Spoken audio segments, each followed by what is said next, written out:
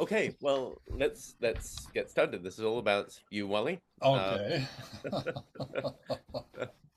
and I'm sure you have a lot to share with us that will be interesting for a wide range of people. Um, Maybe you could start off just by situating yourself, where you grew up, and what your roots are, just so that we have a sense of who this person, this young person was who discovered Esperanto. Yeah, well, I grew up in the Spanish Peninsula of Vancouver Island, in a part of the island where it was still largely farming and quite a separation between the homes and a lot of forested area. And the little elementary school that I went to was grade 1 to grade 5, all the students in one classroom. No indoor plumbing, so there were two biffies, holes in the ground with little sheds over top of them for the boys and girls to go to the washroom. And so that's the way it was. The teacher would deal with grade 1 for a few minutes, and then grade 5 for a few minutes, and so forth. And Mm. believe it or not, that's when I very first heard about Esperanto. And that's when I was expelled in grade 3. Um, uh, I was expelled because I couldn't learn to read. I was either suffering from dyslexia or attention deficit disorder. I don't know which, and of course they didn't even diagnose those things in those years. So I couldn't learn to read, and I was humiliated when I was asked to stand up and read from a book, and I would stumble, and I couldn't read the sight words. I could read quite a few of the phonetic words and learned a little bit of phonetics.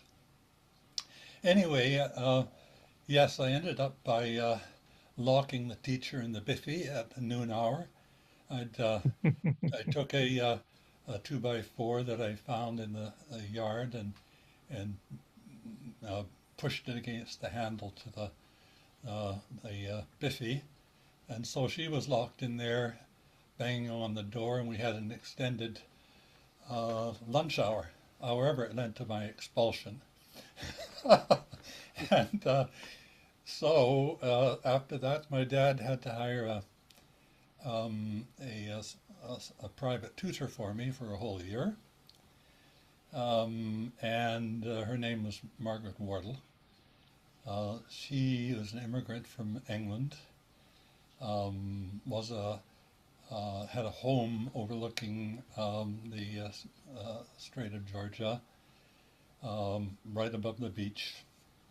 And so she took me under her wing, and I was delivered there every day. And um, she told my parents that there was really nothing wrong with me. It was just that um, I tended to be I could easily master the phonetic words, and it's too bad that I was struggling like this. And she mentioned to my parents that about Esperanto. Apparently, she had learned about Esperanto in Great Britain before she moved to Canada. But I didn't know anything more, and that's sort of where I went. I didn't meet Esperanto again until grade 12, I guess it was, when my English teacher denigrated Esperanto by saying that it was a language that was like a Morse code that couldn't express real feelings and so forth. And certainly Shakespeare could not be ever translated into it. And then with some investigation, I discovered that that wasn't true, that there were already translations of Shakespeare into Esperanto. That takes me up to grade 12. I'd like to take you back, however, as I'm quite interested in how the transition was for you from being tutored back into the school system and how school in the intermediate grades went for you. Yes, well, of course, I had to repeat grade three, even though with the private tutoring for a whole year, I was really sort of way ahead of all the other students when I went back into, and they forced me to go to another school in another district, by the way. Hmm. So um, I felt that I was in uh, superior, not superior, but really sort of ahead of the other students, obviously. And so I coasted a little bit in the taking grade three the second time. But perhaps that sort of stabilized me, and um, my school career after that was fine. Was president of a number of clubs, especially the United Nations Club, and uh, and that's where I started to learn a little bit more about Esperanto at that time too. Oh, right. So here we are. You're finishing high school. You're on Yes. the cusp of young adulthood, and what happens then? How do you go from this interest in Esperanto to actually, diving in, as we might put it? Yeah, well, I ended up going to the University of British Columbia to take a Bachelor of Arts and in English and anthropology, and um, yes, and a minor in history as well. And I meet Esperanto again there. I think the name of the linguist, and you may know his name, Mark. I think it was Paul Janul, Paul Janusz or Janusz. He spoke many languages, and I went to a course of his and studied Esperanto there. Okay, so basically, I didn't do much with Esperanto other than learning how to read it a little bit and speaking a little bit with a few people here and there.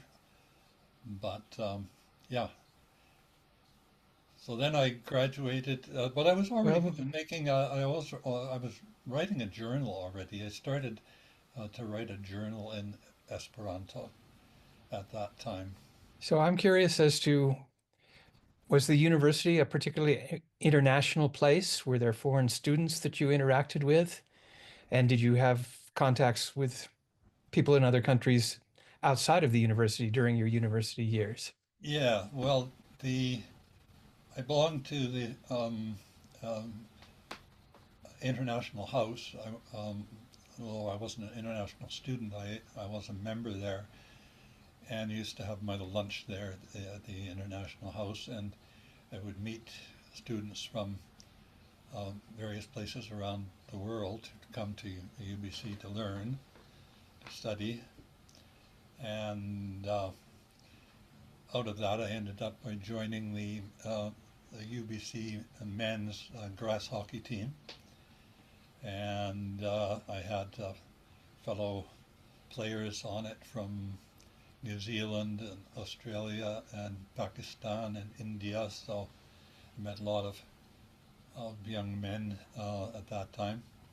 Broke a thumb and had some facial injuries from high sticking and that. So those were days at UBC.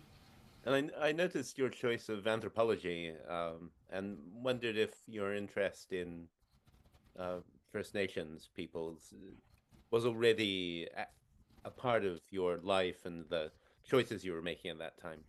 Yeah, well, I failed to mention that, of course, my home was right beside Pakwacham region of the Salish people, and so I did have Salish friends in the early days down at Coal Bay. And yes, anthropology. When I studied anthropology, maybe that was because I was wanting to learn. I'm sure it was actually learn more about the indigenous peoples of this part of Canada, and so by studying that anthropology, I ended up graduating with my degree and didn't know what I was going to do. So, but I was looking around, and in the newspaper, what about this graduate? I got a minor in history, and I have English and anthropology. So I saw a newspaper article in the Vancouver Sun saying that in the north, west and northeast part of the province, they hadn't been able to put a social worker into the heartland of the sacred Stikine River for um, over 6 months, and they were urgently wanting someone to be able to, a social worker to go up there. So I thought to myself, um, I wonder whether they would want someone who'd studied, um, in particular, the Tahltan people up in that area. Mm. And so I went and applied, and they looked at me, they looked at my resume, and they looked at me again, and then they left the room, and someone poked a head around the corner and looked at me again, and then they decided to tell me to go away and come back the next day.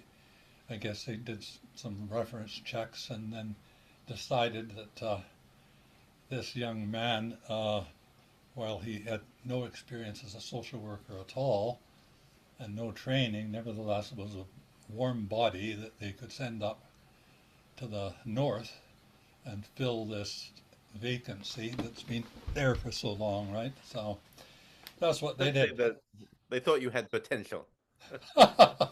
They thought I had potential. So they put me in a program for, I guess it was a 6 month program of in-service training in Maple Ridge. And that's when I actually did a little bit more Esperanto study because the teacher Paul Janulush was living out in the Maple Ridge area. And then I got posted to the north, where I worked for a number of years. And it ended up by me actually, writing a book, this one here, Dreamcatcher and Reconciliation, um, as my contribution to help people understand how terribly First Nations people had been treated, both in residential schools and um, dispossession from their land and so forth. What year was this, Wally, when you This headed up was that? this is 63, 64, 65, that area, Mm. So that was and pretty early to that be. was the 60 scoop Yeah. time in Wow.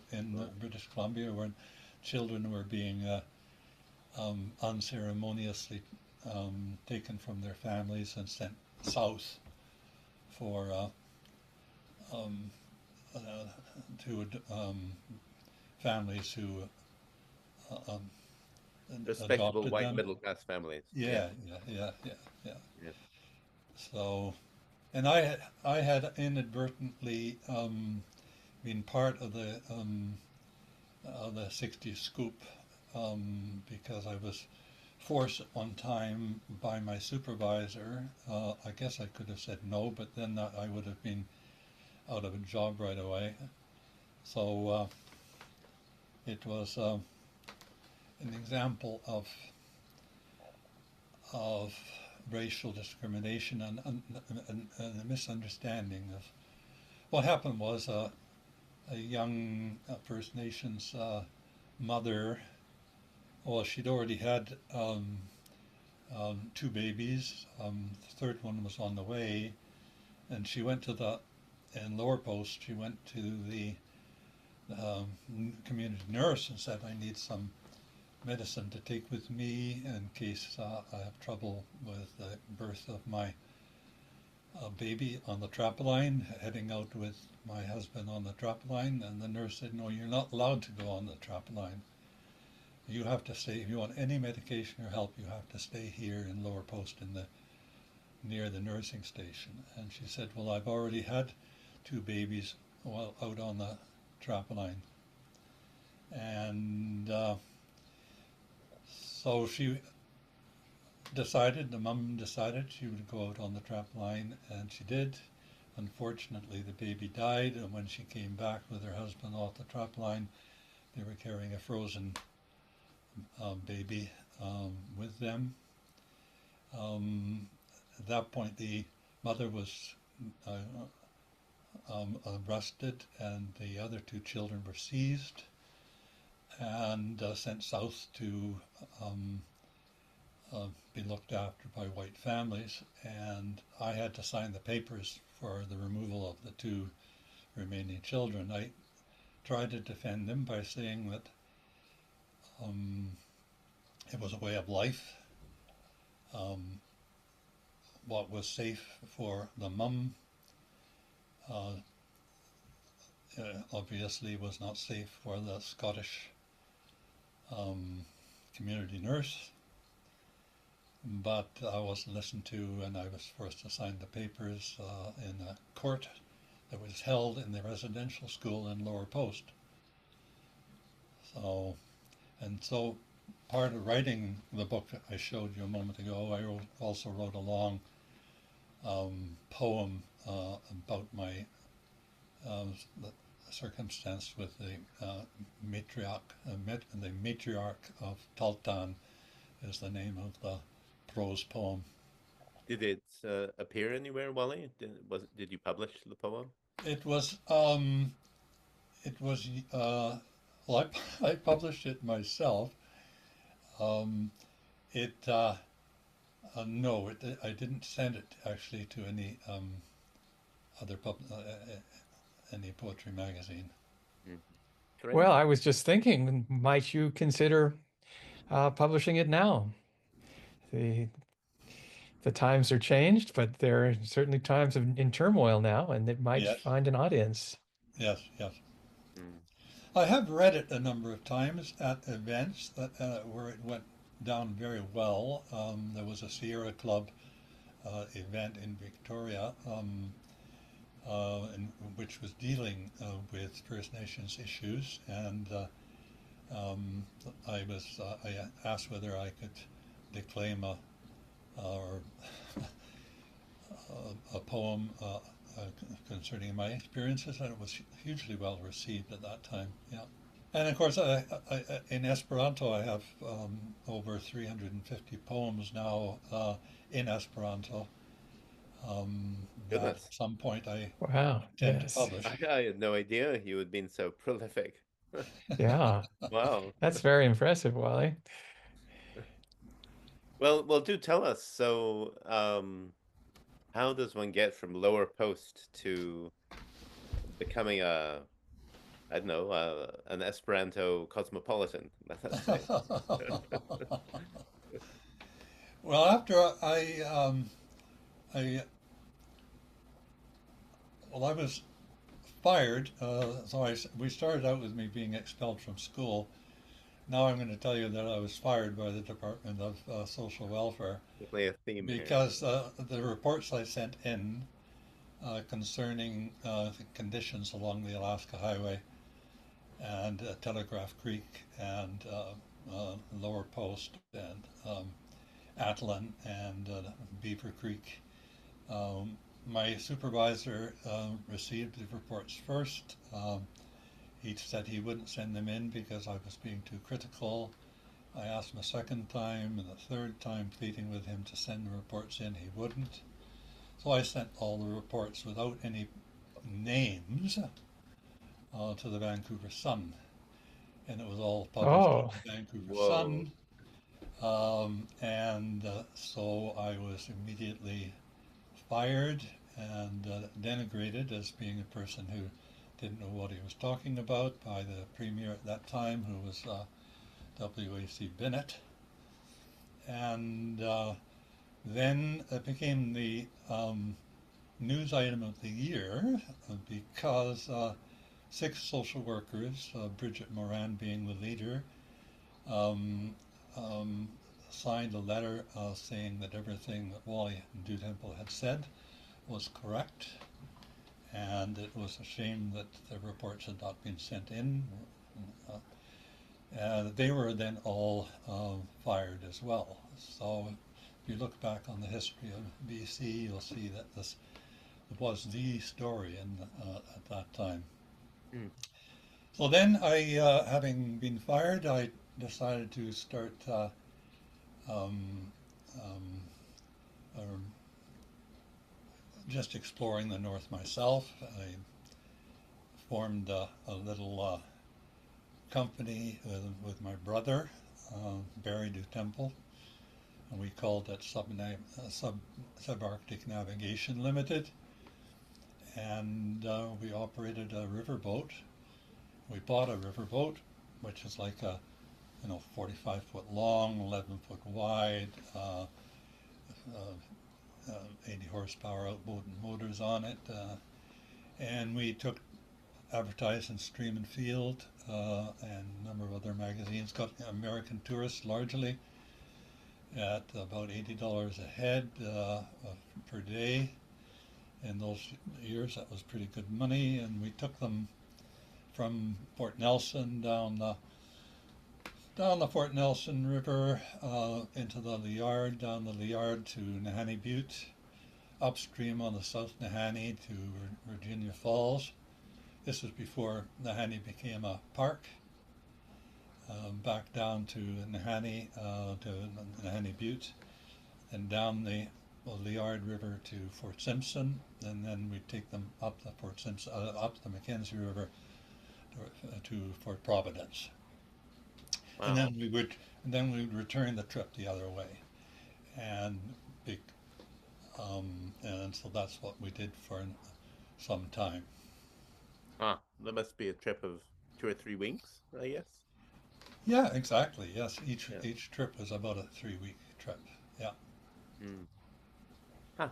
Fascinating. totally different from the social work. And then after that was over, um, basically I decided I wanted to become a school teacher, and so I registered at the University of Toronto at the OCE, the Ontario College of Education, and took my teacher's certificate there. And then after that, I was teaching for a time in Ontario. Whereabouts were you? Where were you posted to, or when did you get a job? At Bell's Corners in Ottawa, and that's where I ran into Esperanto again because of a Hungarian priest, a Catholic priest by the name of Bogalari, had been posted to Ottawa since the Hungarian-speaking Catholic priest for the small community of Hungarians in Ottawa had died, and they needed a replacement for a while. And so Boglari, who had been in Swaziland, um, and he'd been apparently teaching Esperanto to students in Swaziland in the orphanage schools Fascinating. where he lived at that time. So yeah, I he taught me Esperanto in a classroom setting, Mm. um, and uh, and that's where I became involved really in the movement because Larkin and Mohegan had the offices of the Canadian Esperanto Association on Spark Street in Ottawa, and so I started volunteering in the office and helping the communications and so forth at that time in Ottawa. And what year are we at now? Oh, what year are we at now? I guess we're at 18, not 18, 19, it would be 1967, I guess. Yeah, Huh? 1967. Yeah. Mm.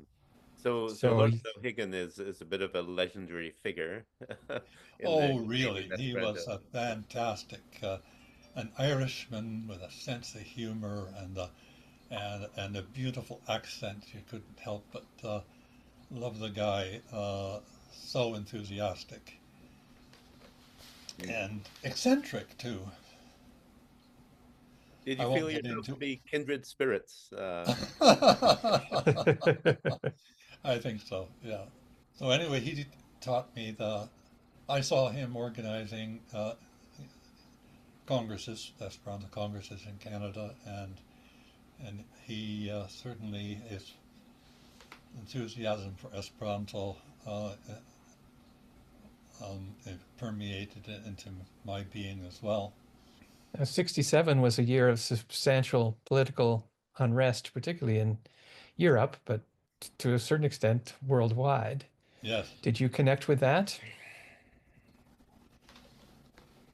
Um, Not really. No, I don't think so. But no, I was more connected with what was happening around me. What were your impressions of the international Esperanto movement at the time? Oh, well, there was a, uh, a strong enthusiasm and belief that the harder we worked to get the message out, the more people would be learning it, and that there was a good chance that maybe the European Union might look at Esperanto as a possible solution to the multilingual translation systems they had in place there. And at the United Nations, there was still a belief that Esperanto would flourish well enough to be accepted that way. Yeah. Did you become a member of UEA at that point? Or was that later? That I think yes, no, I was. It was later than Hmm. that I joined UEA. It was the Canadian Esperanto Association first. Yes, Right. So you're very much a local Esperanto a activist. local Yeah. Esperanto. That's right. Yeah, Hmm. yeah. Nice. So, we know that this story eventually is going to bring you into contact with your future wife. Um, so what was the journey that took you there? Well, yes, I having learned Esperanto, I decided to um, become a pen pal of friends in Europe, and of course that's time before the internet. And so you wrote on postcards, put it in the mailbox, and so that's what I did. I advertised in Heroldo de Esperanto, Hmm. As one did. and for female correspondence, and I ended up with quite a few uh, young ladies who were interested in corresponding, and so then I decided to take a summer and away from the river boating and to go to Europe. And so that's what I did. And I met a number of Esperanto ladies or young ladies and ended up a couple of years later on proposing to Olga Sofia Valentova, who is still my wife today. Hmm. Hmm. What summer was it? What year was it when you made that first international trip? It was 69, the first trip, and then I proposed marriage, and we were married in 72. Olga needed to flee from Czechoslovakia at that time. Czechoslovakia was still not Slovakia and Czech Republic, but it was all together. And it was behind the Iron Curtain, a communist regime. So she was not allowed to leave the country. So we had to figure out some way. And writing in Esperanto, apparently things escaped the censors, or spies or whatever who may have been um, wondering what was going on. But anyway, Olga got permission to go to because she was um, a cartographer.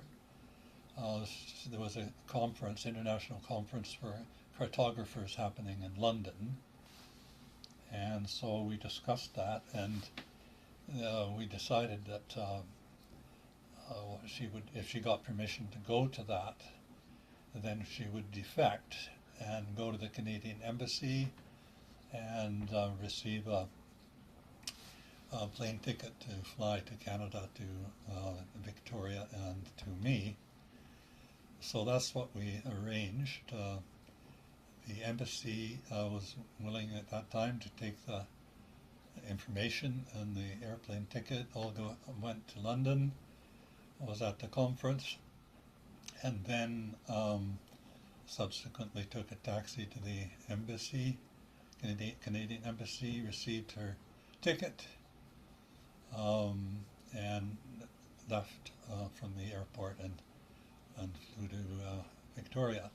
The next day we were married during the Pacifica Congreso de Esperanto, which was held in, the marriage ceremony was held at the Deep Cove Chalet in front of about 250 Esperantists at that time that were there for that particular convention. I don't know, Mark, whether you were there. I don't think you were at that No, we're still. conference. I was in New Zealand at that time. Uh-huh. Well, I imagine when you first met her, she was in Czechoslovakia, not being able to travel, and you traveled there. Is that correct? Correct. And then were you able to see her again in person between then and this moment of defection? Yes. So I went back there in '70 um, and yeah, so 69, 70. Didn't go in '71, but then we arranged everything in '72. What happened after that? Olga came here. Of course, there was um, a lot of Canadians don't understand what things were like at that time, but regimes would punish those who were relatives um, of someone who'd done something wrong. So the regime threatened to take away her dad's pension and demote her brother unless she surrendered herself. So we had to, um, there were, it was a critical time in our marriage because how can you start a loving relationship when your partner's husband, father is being threatened and her brother threatened? So we had to go back. I felt that we had to go back. My mother was in tears, thinking that she'll never see her son again because going behind the Iron Curtain, right? So we went to Ottawa. On the way, we stayed at with Larkin O'Hegan at Esperanto House in Ottawa. Went to the Department of Foreign Affairs and got their advice. They said not to go. I bet they did. That if we went, likelihood of us being able to come back would be maybe zero. And but anyway, we went anyway because of the situation.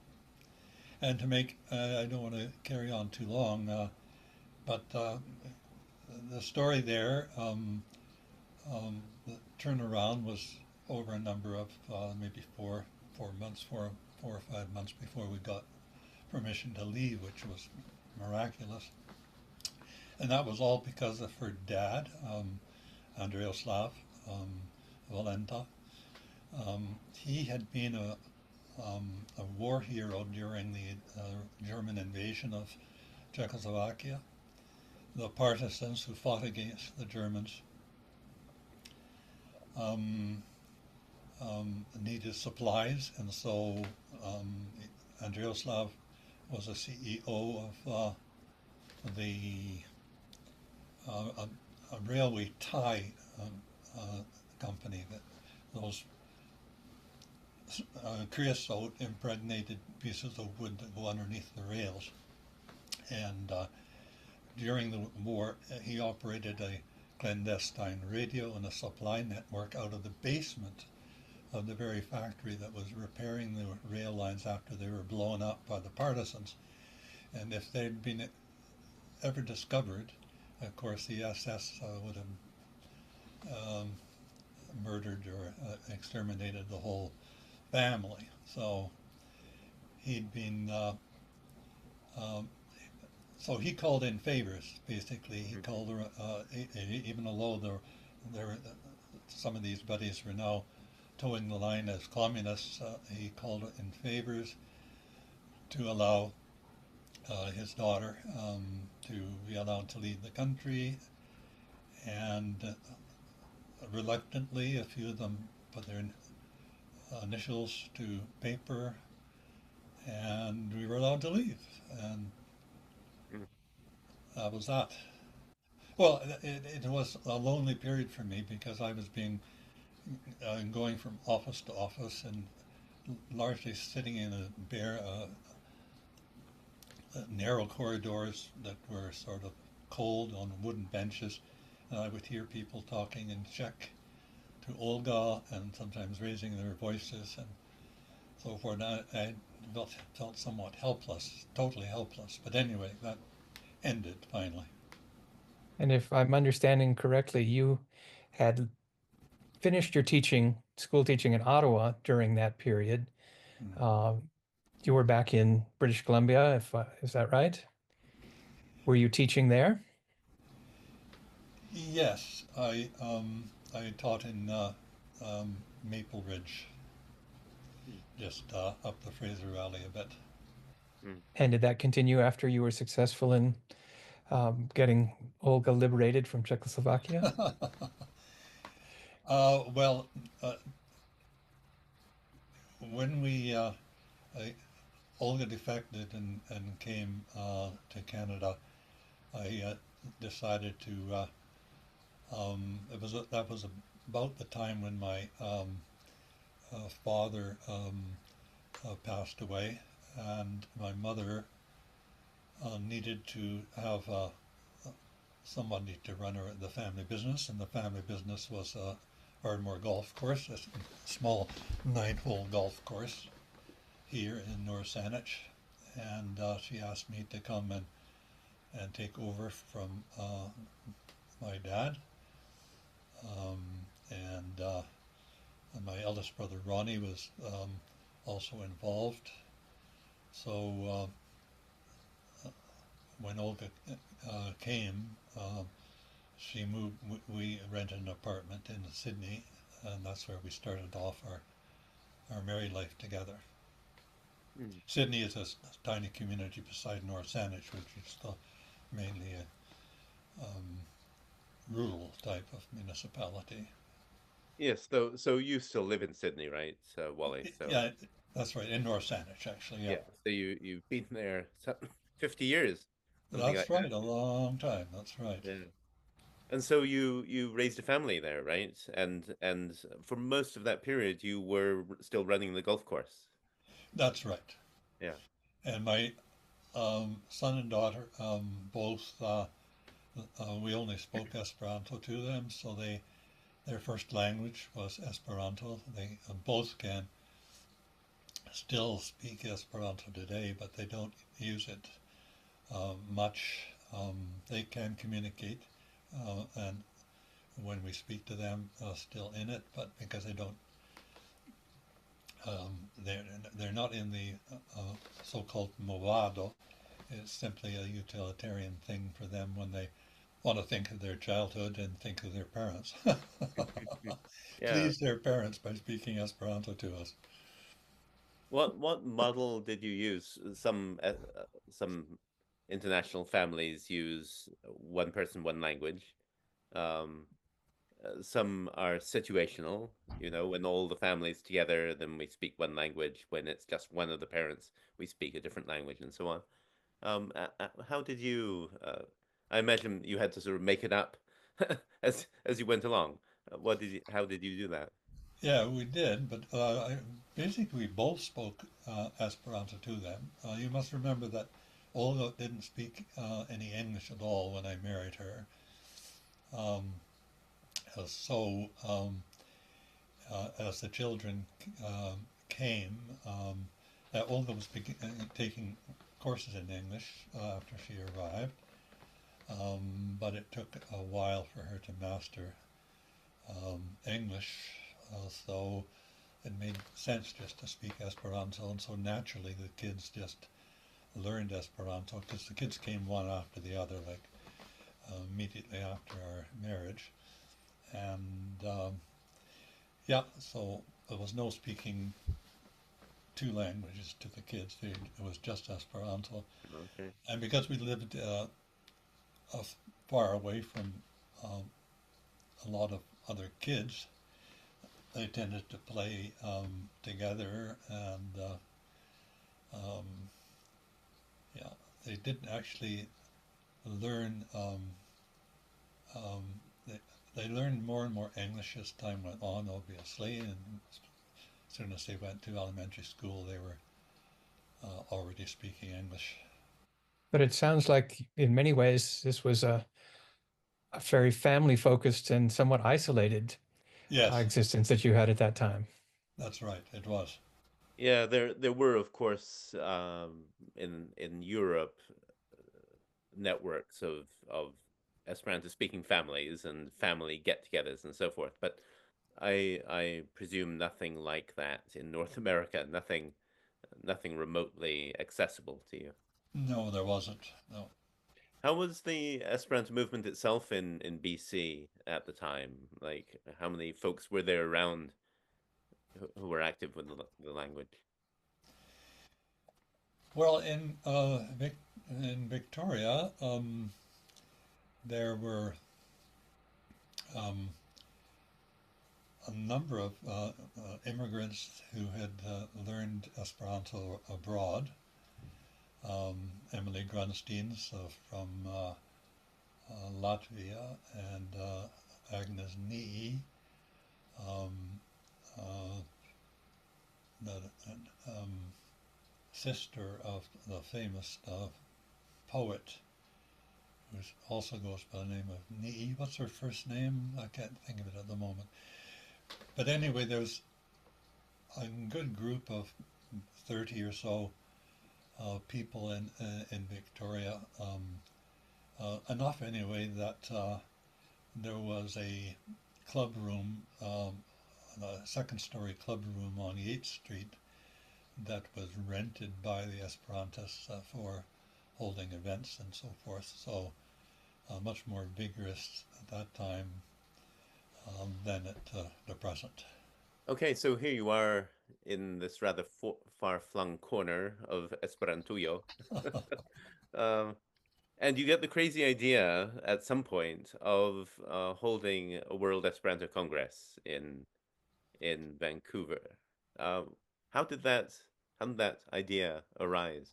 Well, probably because you see, in I had gone to the Universal Congress of Esperanto in Helsinki, and so um, I'd seen or tasted a little bit of what a Congress could do for a person to throw yourself into a milieu of uh, people from all over the world who were speaking in a global language, international language, Esperanto. And so I thought, well, time to have one, a Congress that might be a Canadian one, but we can invite foreigners to come to it as well. And so I think I organized my first organization was for a Canadian Congress of Esperanto. And having done that, then I thought, well, why not go and bid for the Universal Congress Hmm. of Esperanto in Vancouver? So that's what I did. You hadn't been to the Portland Congress in '72, I guess. No, That was in the midst of your extrication of Olga. That's right. Exactly. Right. Okay. So that was a brave move. Obviously, not the first one in your life. Jumping into something unknown. Um, so how did you succeed in marshaling support for the idea? Oh, well, I contacted all of course, Brian Canine, a number of other people like Bill Pears um, uh, and Kirk Crockett, who lived in Victoria, and a number of others. And they it took a bit of convincing, but finally I got people to agree. And then I ran across a young man who was just newly arriving in Canada from New Zealand and recognized a potential of doing a lot of the work. And his Yes, but name happened to be Mark Bettis. indeed. Still, that was in the fall of '83 when I arrived. So, matters were already in hand. You had a local Congresso Comitato. Yes, Yes, the Congress had been announced. yes, yes. Though Uh, I admittedly it was handy that you needed someone to be the local yes. contact, and there I was on the campus. Yeah, Of course, living on the island, convening, since there weren't any Zoom meetings at that time available, I needed to travel to Vancouver back and forth on the ferry boat in order to take part in meetings, and so it was good for you because you had moved into Vancouver, so you helped out a lot in the meetings there, and I ended up by sometimes overnighting at the Brian Canine's place as well for a whole weekend of work. hmm And also we used the northwest NOREC, the Northwest Regional Esperanto uh, Congress, um, the little regional convention that I organized for the area. right. When did Basically, Norik begin to meet? That Do you remember? was 1981. Uh-huh. Yeah, it was the first held on Galliano Island.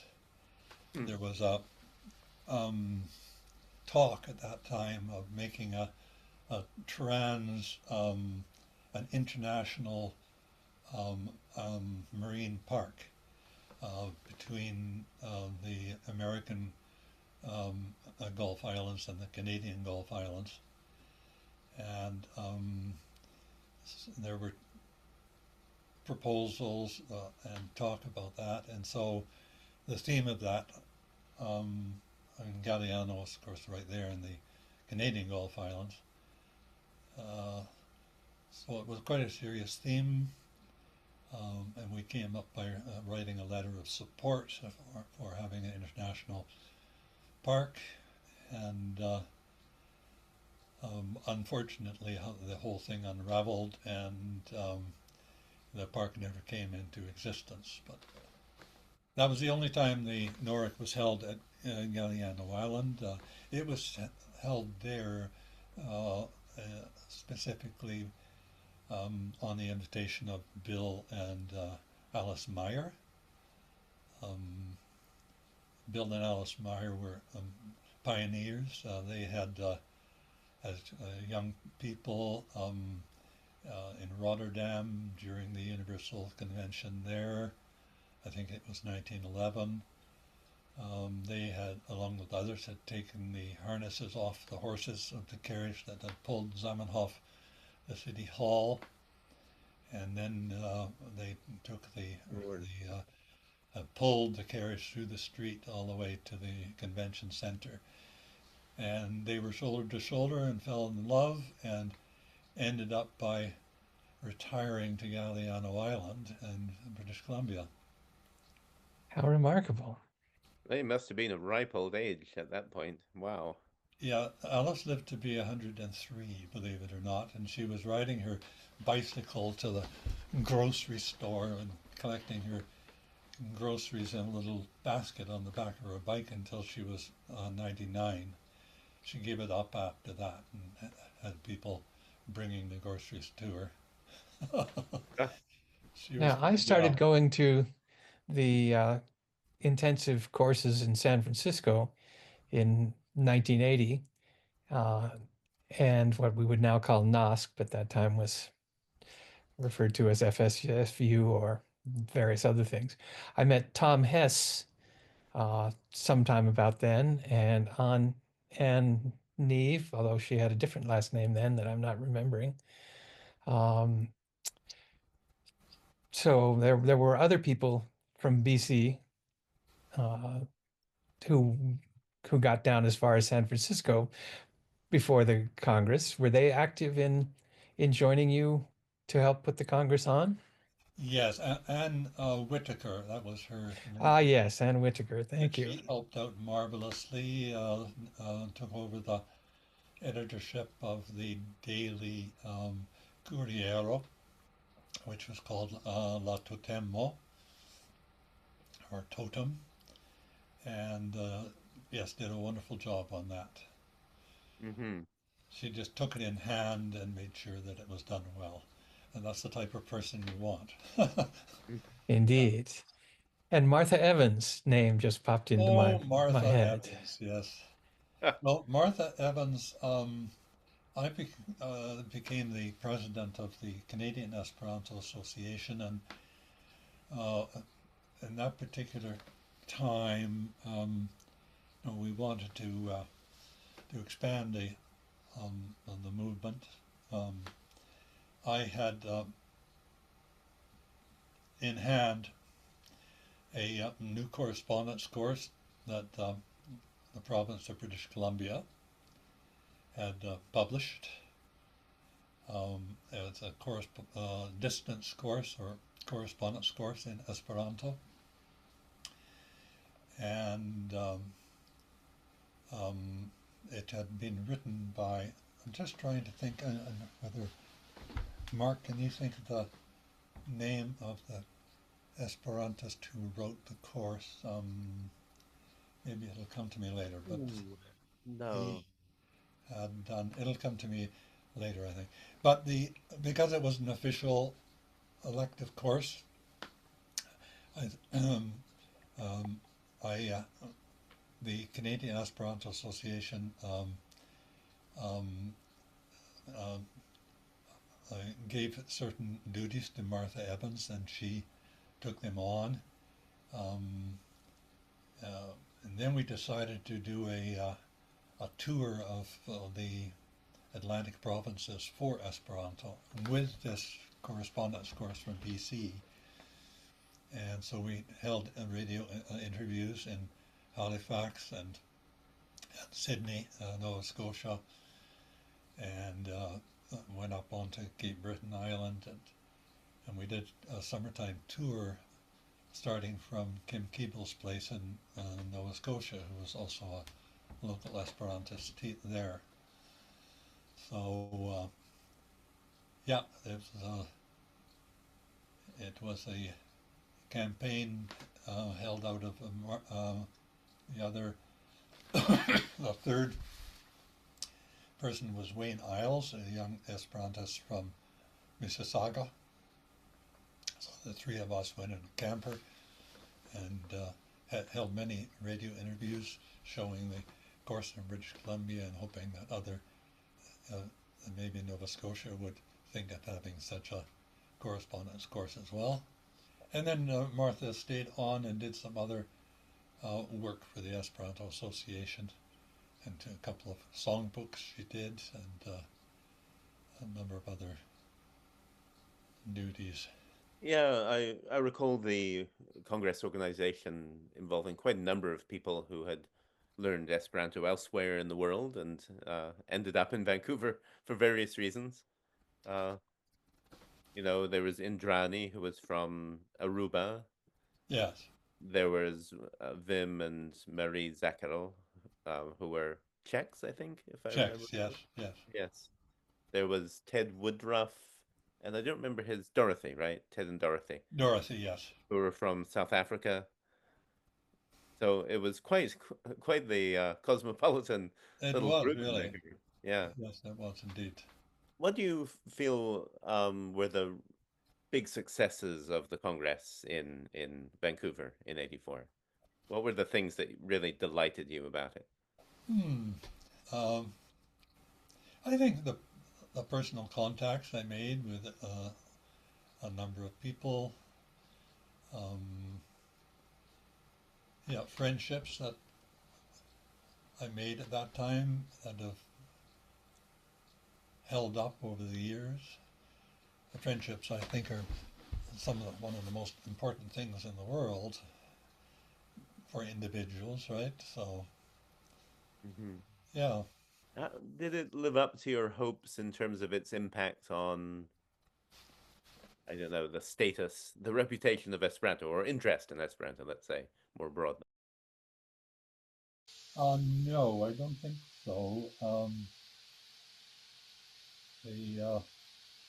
Of course, my expectations were high, and if they had been more modest, um, I would have been better. Better in the sense that I probably would have been more satisfied if my expectations hadn't been so high. And we certainly didn't receive the amount of press coverage that we could have. And partly that was because there was turmoil in Vancouver during that longest time. There was a bus strike. No one could move anywhere in the city on transit, and newspapers were all filled with that. So getting reporters to come and actually interview us at UBC concerning Esperanto was considered, I suppose, by the reporters a sideline that they couldn't really have the time to do because of the problems in the city at that time. I'm admiring the mounted wheel on what do you call it? A pilot's wheel? I'm not sure. That's right, a Right. pilot's wheel, yeah. Yeah. Is it from your riverboat with your brother? A memento of those times. No, no, not from the riverboat days.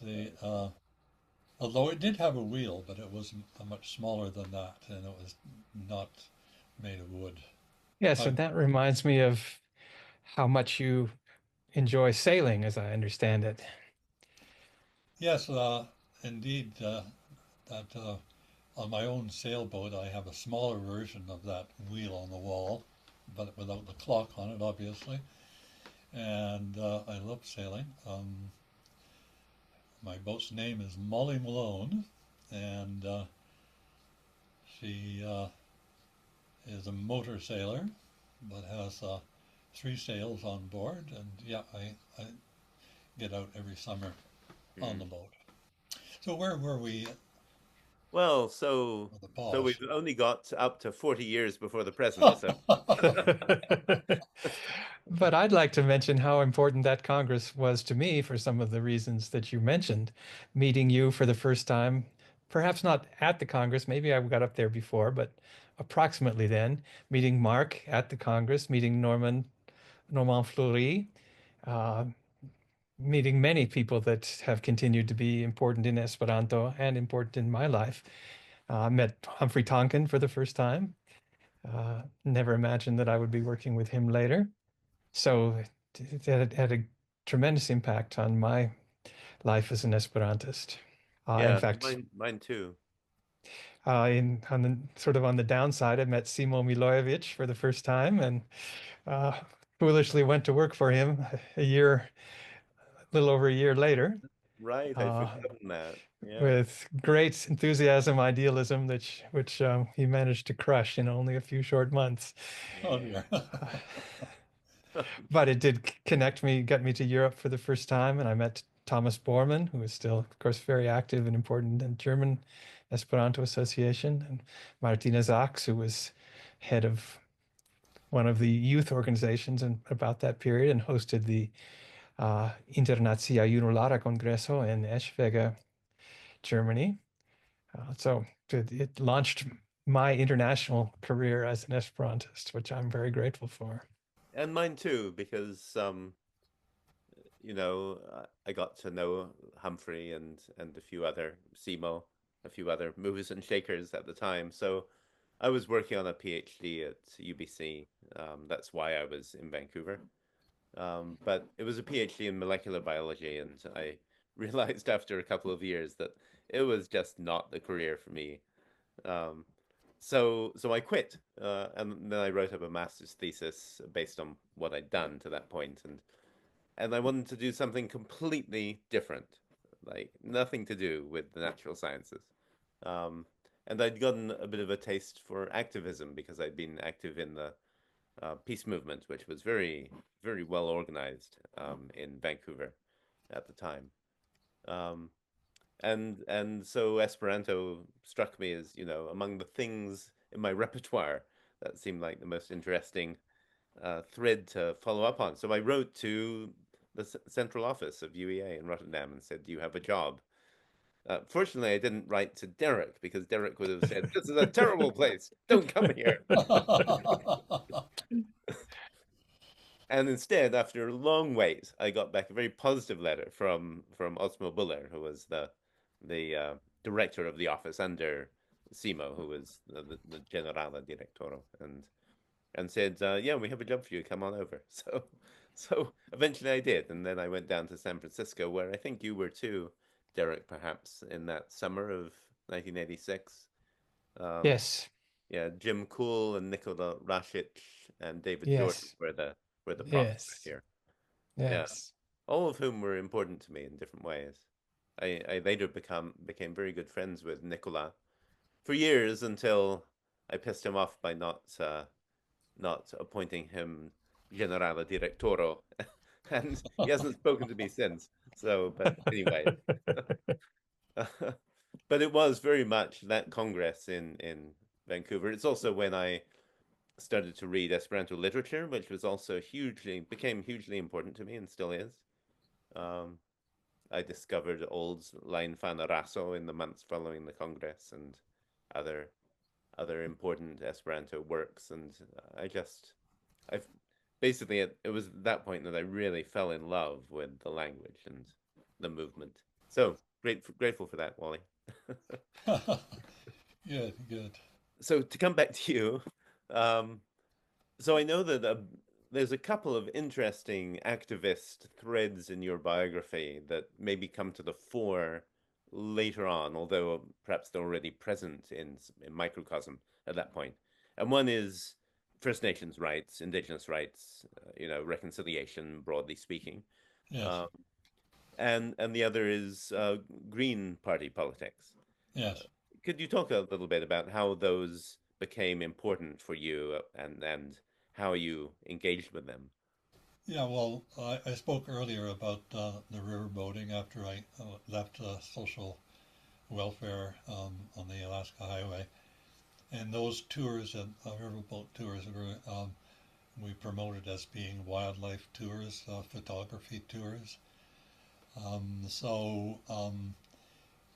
I'd always been interested in the outdoors and growing up in a place which was rural and farming land and forest. I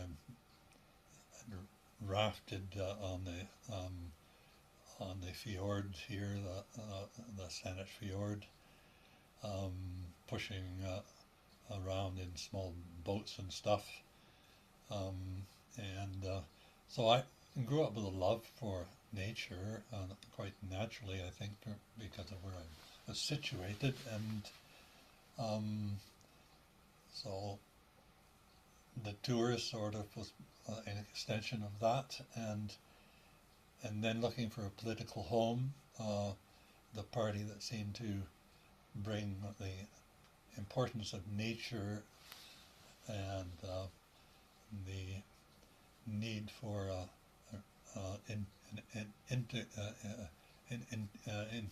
an integrated view of humans and the others, the winged ones and the ones with fins and the ones that crawl, and as the First Nations say, all our relations.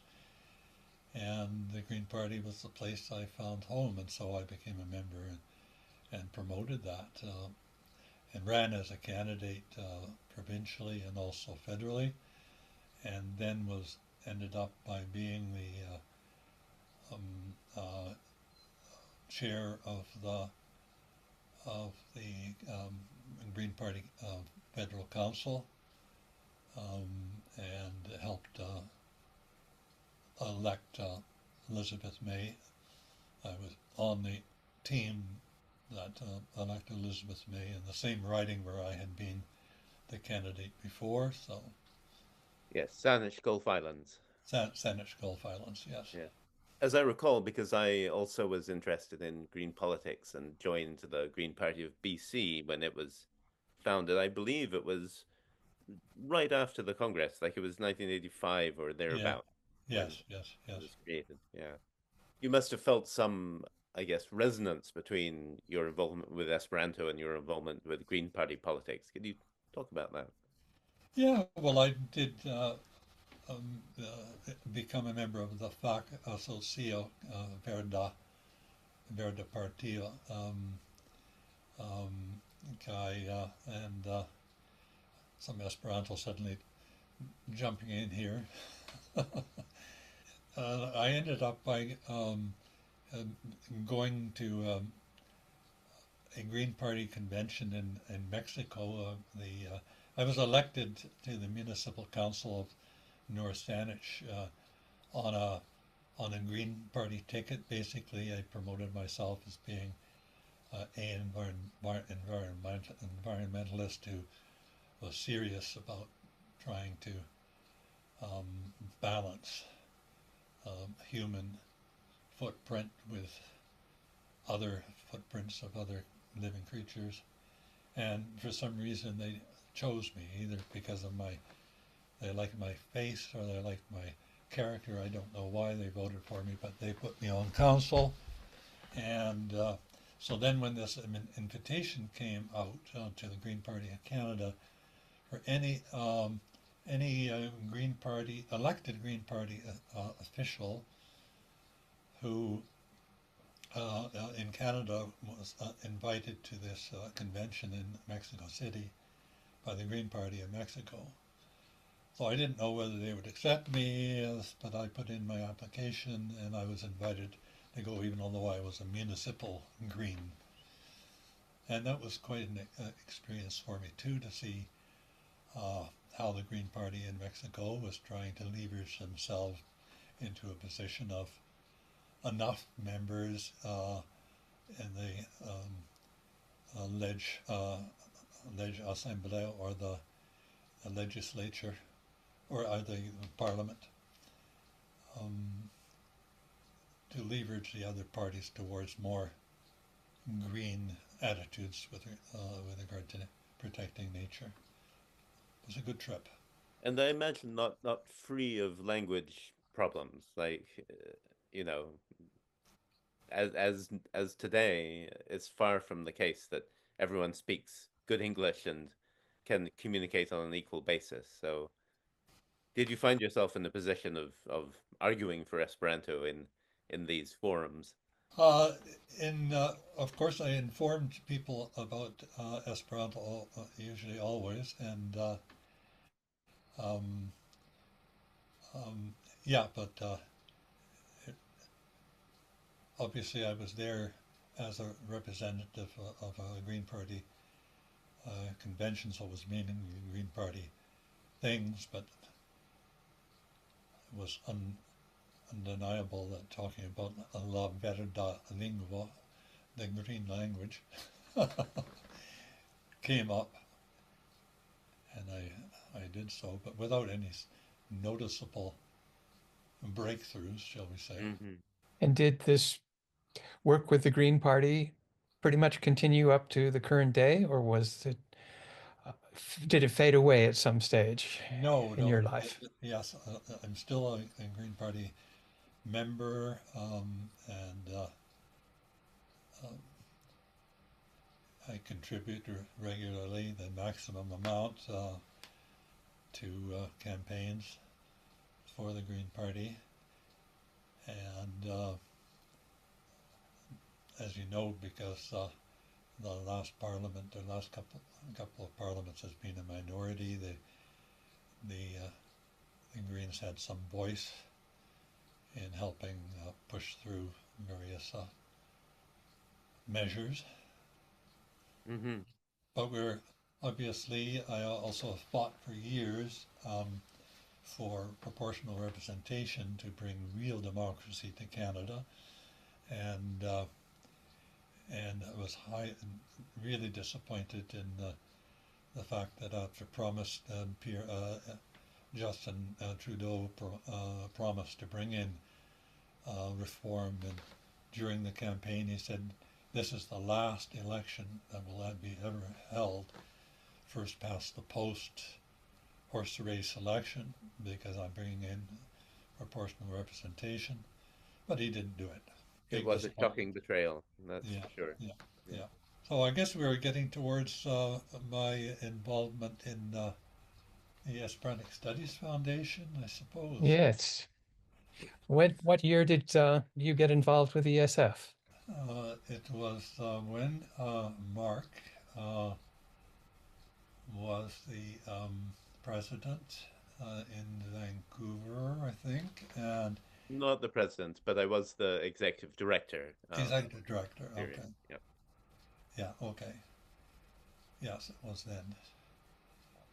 So that And would Would have be that the been early 98, 2000s. 99, A somewhere in little there? later, so Uh-huh. after the Schultz bequest. Yes, we, as I recall, Wally, we brought you on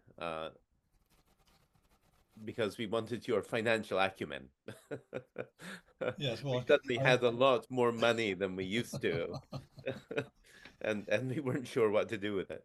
yeah, well, I guess, and because I had been taking over the management of Ardmore Golf Course, I had learned something about business and finance. I was had to do that, so I learned that. And yeah, yeah. So when I got on the board, I guess for the first few years, I was an ordinary member without any portfolio. But um, then I was asked to be treasurer, so I took on the role of being treasurer for a year and a half, and then that was taken over by someone else, and I moved on to portfolio, managing the portfolio. And the portfolio at that time had originally been set up in um, Seattle. That, that would have been what was the name of the one of the first members of ESF? Jonathan Poole. Jonathan Poole. Yes, Jonathan Poole had set everything up with a broker in Seattle. So I had to travel down to Seattle a couple of times and talk to them about it, and like determined that we were because they were actively trading, trying to sell when it was low and buy when it was buy when it was low and sell it when it was high. And the brokerage fees were huge. We were paying something like $50,000, $60,000 a year, and which had to be taken out of the profits that were being Yeah. shown. And so then I decided to seek some professional help, and Peter Dolezal in Sydney was well known, had written a couple of books, and I consulted with him, and he told me, well, look, right away we can save you the $60,000 or $70,000 in brokerage fees, simply by recognizing that this is a foundation that needs to have its capital conservatively protected, but at the same time have a revenue stream for operational purposes.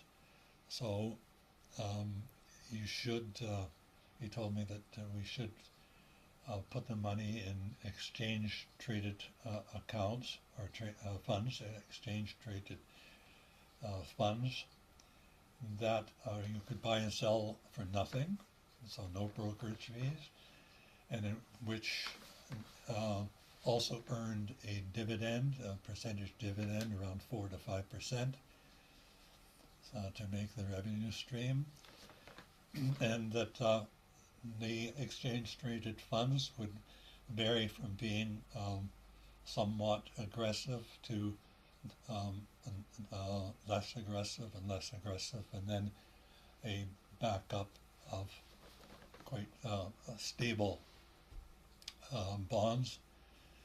And so that's what we did. We moved it into it, and fortunately, so I saved the Esperanto Studies Foundation probably because of that advice I got over the years, hundreds of thousands of dollars, and we got into a regime that protected the foundation so that it can last into the future without sort of disappearing by spending more than what we had coming in. Mm. And of course, that whole thing is going to be tested and is being tested right now. Yeah. Yep, a whole bunch of assumptions, background assumptions are being upended. Yes. Yes. I wouldn't have come up with that conclusion myself, but part of leadership is finding better people than yourself to give you the advice that is needed. And I was lucky to find Mr. Dolezal. And he only charges, what, about $500 to $700 a year to do the annual reviews, which is a really fantastic Yeah. bargain Mm. year by year. Yes, yes. You're establishing that relationship with him not only benefits, as you've already said, Esperanto Studies Foundation,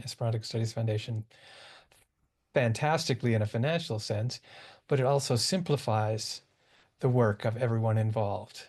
Yeah, The agonizing that was at one time done over how the advancements should be handled and managed each year is now largely a matter of reading his report and saying, gosh, he makes sense. Sounds good. yeah, yeah. Mm. So, are So, there other aspects of ESF in your time uh, in the leadership role on the Estrado that you'd like to talk about? Well, of course, I enjoyed the personal contacts and friendships on the board. Um, I won't mention all the different projects like Learner.net and other projects at ESF, but the projects themselves I found worthy on the most part, um, and so it was worthwhile. My contribution was supportive of those who came up with good ideas, and I don't know what more to say other than I hope that the Esperanto Studies Foundation continues into the future with uh, with projects to help more and more people learn it. it's kind of nice that part of the capital was contributed by Brian Kineen, someone that I think both you and I, Wally, had a lot of love and respect for. Yes, Like, and I've always been touched. He didn't let me know. Like, I saw him not long before his death, and took away some of his library to sort of make sure it didn't disappear. Um, and he didn't say a word about bequeathing anything uh, to ESF, so it came as yeah, quite yeah, quite a yeah, surprise. But I was very touched by that he saw, because he was, one of the early proponents of a link between Esperanto and what we now refer to as linguistic rights, yes.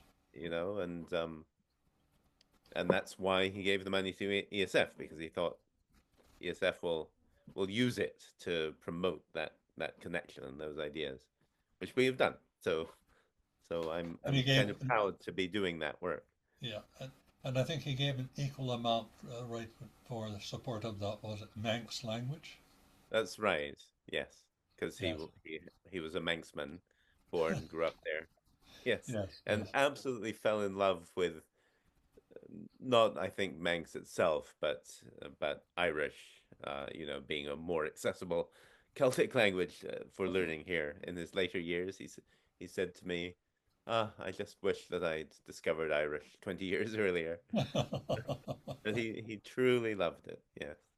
And so looking back, Wally, uh, pretty eventful life with Esperanto and with a bunch of other things. What are you proudest of? Um, what are the highlights for you?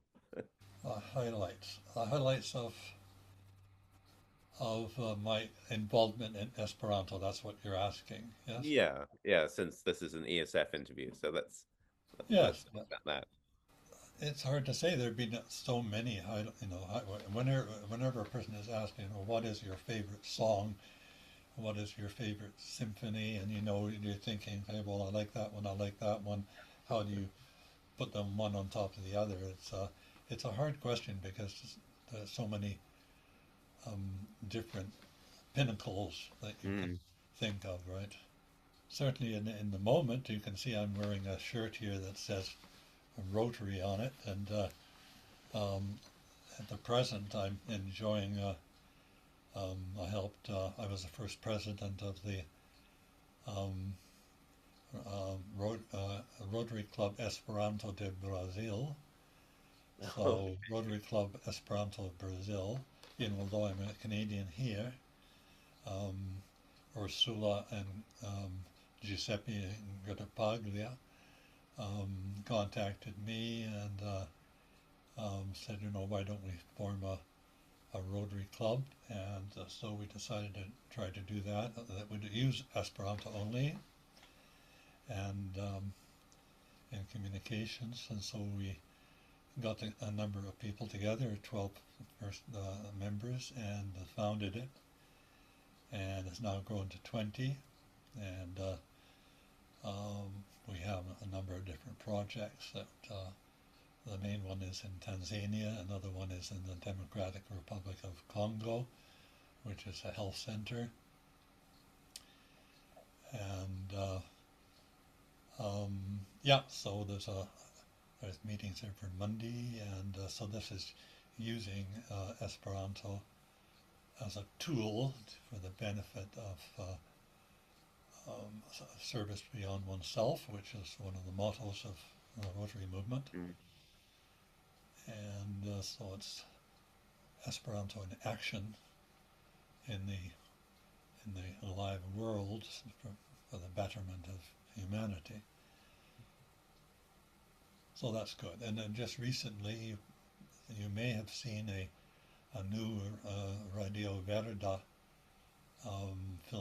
film or filmetto about Rotary and the Rotary Esperanto Club. It was published about 5 days ago. Hmm. So Good to in see. YouTube you can watch that. Yeah, I'll take a look for it. Are there if there's one message you could disseminate to the Esperanto community worldwide, sort of distilling some wisdom, something that you've learned from your long career with Esperanto, what would it be? What would you want to tell people? Well, I might say that when Dr. Zamenhof first created Esperanto, there had been no um, visuals from space of planet Earth. Rockets had not been sent up into the stratosphere or to photograph the Earth. Those visuals um, did not exist. What we knew at that time was countries had borders and countries had different languages that competed against each other and sometimes caused major problems in communication. But now there's a different time, and people are still struggling or have not completely visualized Mother Earth in the new way that is possible from space, seeing that borders and peoples all meld together as one home space for Earthlings. I think as more and more people take on that viewpoint, and the struggle to reach that is part of maybe our mission as Esperantists to inform people that Esperanto is almost like a symbol of what we need to see in the disappearing of borders and seeing the world as one in a real sense. Mm-hmm. That if you take the time, which is all that great, to learn Esperanto, you're then wearing a symbol of where we need to go in terms of planetary cooperation and humans being humans everywhere, and all the need to step up and learn a language that is the global auxiliary language for Mother Earth. And so in the first instance, that language can be used by people who simply want to identify as being members of that race of human beings that are no longer Russian or Chinese or English or Japanese, but are humans. So it's sort of taking the Zamenhof speech, maybe in 1905, was it? And he says that Esperantists here are not Germans, not Russians, not Japanese, but humans speaking to humans, but it's putting the whole thing in a different light in terms of seeing ourselves as being a blue speck in the cosmos. That whole new vision of humanity within the cosmos is something that humans are still struggling to understand and move there in a psychic way. And we Esperantists need to be the leaders in helping people move in that direction. Mm. Well, I think that's a very profound statement and summation, Wally, and I thank you for that. We have been going on for more than an hour and a half, and I'm grateful for that too. If there are closing words, you've just given great closing words, but if there's anything that we've left out or anything additional that you'd like to say, please do so. No, I think it's been a satisfying chat, and thank you for organizing this. Great. It was a pleasure and a delight, Wally. Yes, very Delight much to so. see you all. Love and best wishes, and hugs to Elbows you up all. for the Canadian. That's right. Elbows up at the moment. That's right. Thank you very much. Okay, well, Thank that was fun, you. Wally. We'll have Bye-bye. to Ci get together in revido. person Ci these days. revido, carai.